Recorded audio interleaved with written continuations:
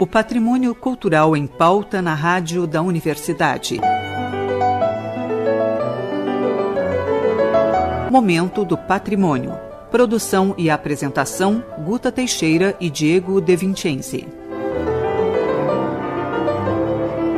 Boa noite, ouvintes. Momento do Patrimônio recebe hoje a diretora do Museu da URGS e vice-pró-reitora de Extensão, Cláudia Porceles Aristimunha.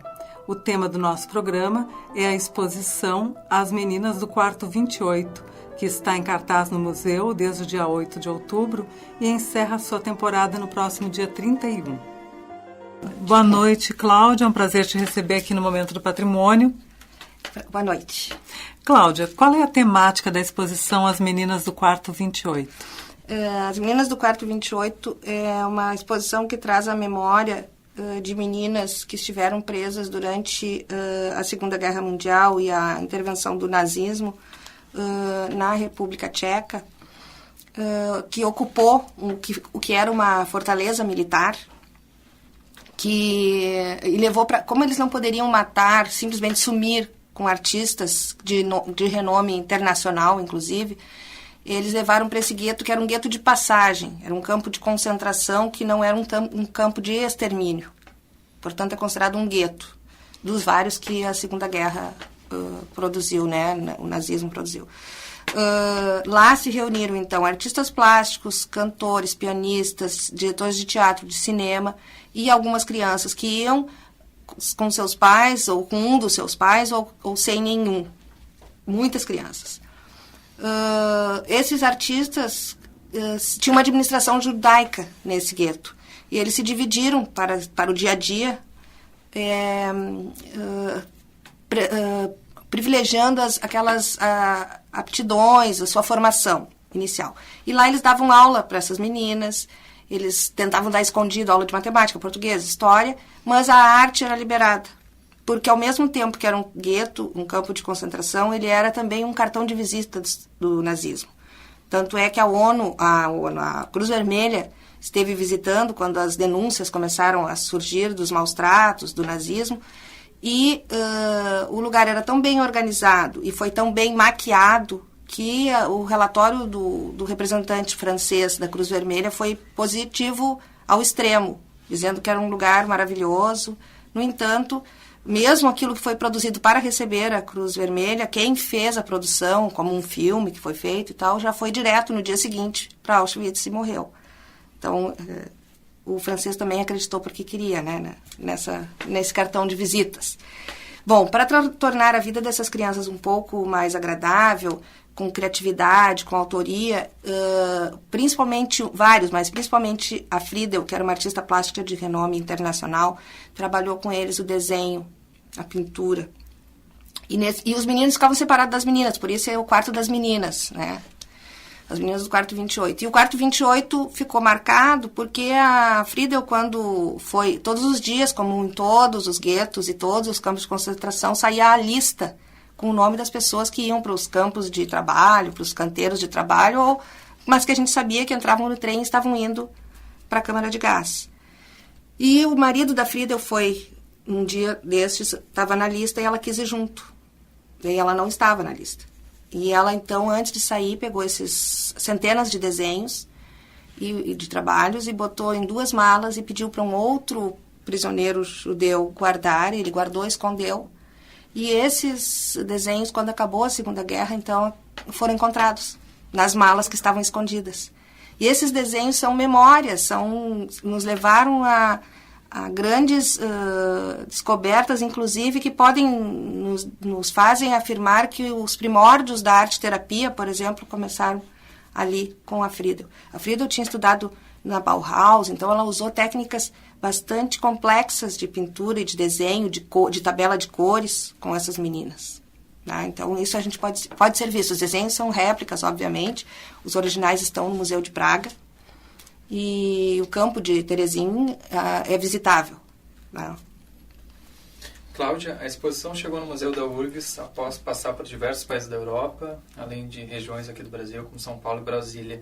Como é que foi o processo de instalação da exposição? A história dessa exposição no Brasil, inclusive, ela é muito curiosa e eu faço questão de contar.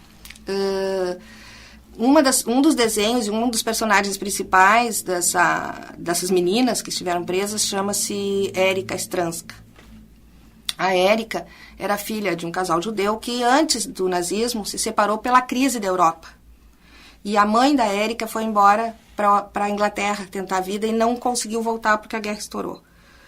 Acabou se separando do marido, casou com outra pessoa, e ele também casou com uma católica. E com essa católica teve uma filha, meia-irmã da Érica, que é a Mônica. Quando o nazismo ascendeu e começaram as perseguições e os confinamentos, o pai e a Érica foram mandados para Terezin, e a mãe católica com a Mônica se esconderam com amigos e tal. O pai conseguiu fugir e a filha ficou em Terezin. Só que a Érica foi mandada para Auschwitz. Ele, quando fugiu, continuou procurando por ela até o final da guerra, e quando ele descobriu que ela tinha sido mandada para Auschwitz, ele ficou enlouquecido, veio para o Brasil com a mulher e a Mônica. A Mônica cresceu, casou, teve filhos. Uma filha dela e uma outra amiga criaram uma produtora cultural. E voltando para a família, para a Mônica, foram a Praga visitar a cidade e visitar o museu. E no museu elas estão andando, olhando os desenhos expostos, e a Mônica encontra a assinatura da Érica num desenho, que era sua meia-irmã com a qual ela conviveu. Ela era muito amiga, tinha uma diferença razoável de idade, mas brincavam muito juntas.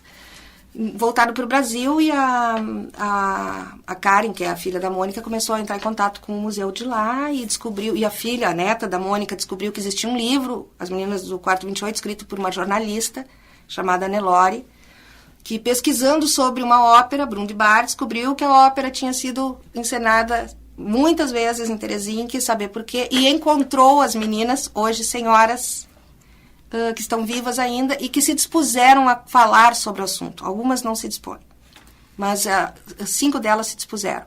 Acabou que essas duas amigas, a filha da Mônica e a amiga que criaram a produtora, conseguiram os direitos autorais da exposição para o Brasil. Adaptaram, porque tem uma explicação mais do contexto geral, né, da Europa. E hoje ela andou, então, por São Paulo, Brasília, veio aqui para Porto Alegre e vai para o Rio de Janeiro, quando acabar aqui.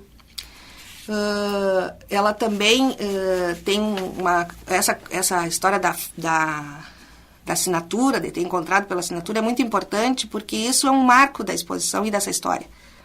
Porque as meninas tinham números, como todos os outros judeus. E a Friedel fazia elas assinarem esses desenhos. Então, era um único momento em que elas tinham identidade. Isso foi importante demais, por isso é considerado arte-terapia, não só pelo prazer do desenho, pela criatividade, por imaginar paisagens que não eram a que elas estavam vivendo. E se quem for ver a exposição vai ver que os desenhos são sempre desenhos felizes, não são desenhos tristes, são desenhos de atividades cotidianas. De vez em quando aparece uma cena do ambiente físico onde elas estavam. E a assinatura, que é uma coisa que viver sem nome, sendo um número, é uma coisa... Bom, aí a gente já tinha feito leituras sobre o assunto em diversos livros que existem, não o da Nelore, mas... E montamos a exposição, tem uma réplica do quarto, e está sendo um sucesso, assim, foi surpreendente mesmo. Qual era o objetivo do museu quando aceitou? Quando aceitou. Trabalhar como sempre... pelo diálogo intercultural, já que a gente fala de uma cultura que é a cultura judaica, que não dá para definir como é que é um judeu, porque cada um, eles são como a gente, eles são diferentes entre si, mas eles têm aspectos culturais que são marcantes.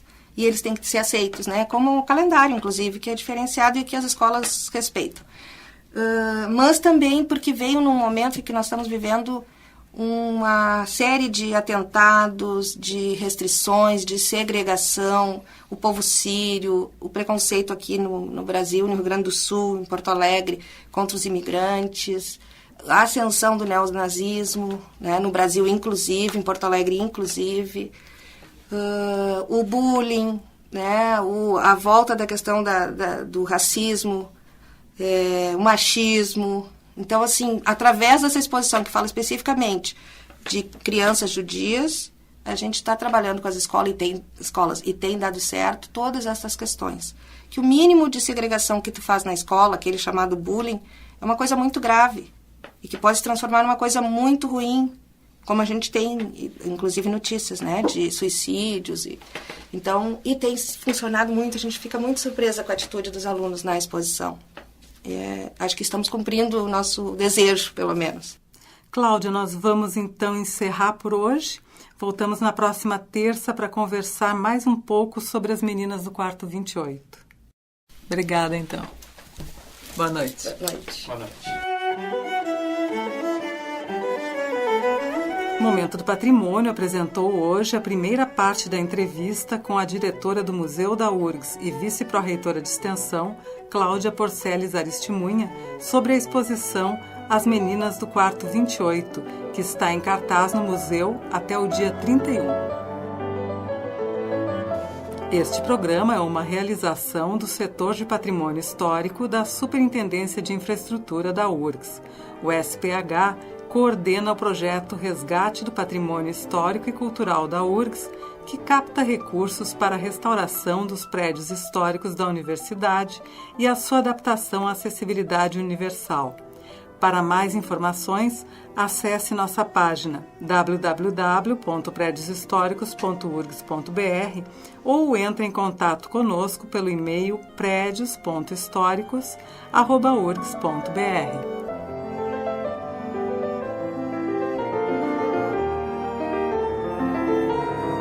Momento do Patrimônio tem produção e apresentação de Guta Teixeira e Diego De Vincenzi. Gravações, edição e mesa de áudio de Jefferson Gomes. Voltamos na próxima terça-feira, às 20h30. Boa noite a todos e até lá!